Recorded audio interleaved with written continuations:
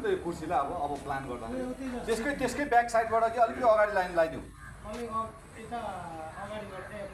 मैले केसम्म चाहिँ तारिफ गरेको थिएँ भने यो पर भद्रपुर विराटनगरको रङ्गशालाभन्दा चाहिँ राम्रो छ है भन्दा चाहिँ भन्थेँ होइन। तर बाटोबाट मात्रै हेर्दाखेरि है तपाईँले यसो फेसबुकतिर चाहिँ हेर्नुभयो होला, मोबाइलतिरबाट हेर्दा अनि बाटोबाट हेर्दाखेरि त्यसो भन्थेँ। तर अहिले आउँदा दशरथ रङ्गशालासँग टक्कर छ नि।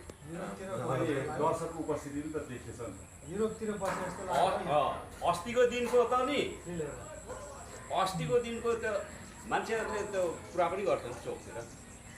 काठमाडौँमा पनि हुँदैन भन्छ नि त दशरथमा। हातमा पूर्व साइडमा एउटा फुटबलको क्रेज चाहिँ छुट्टै रहेछ क्या। लगभग 4वटा जिल्ला त कभरेजै गरेको छ नि त। इलाम पाँच थरको मान्छेले टिकट बुक गर्न लागेको छ। कस्तो होला 5 थरको मान्छे 5 थरदेखि आएर हेर्ने मान्छेहरूले अघि टिकट बुक गर्नु। अनि 10 मिनेटमा 50वटा टिकट जानु त नि 50-60 वटा जानु त।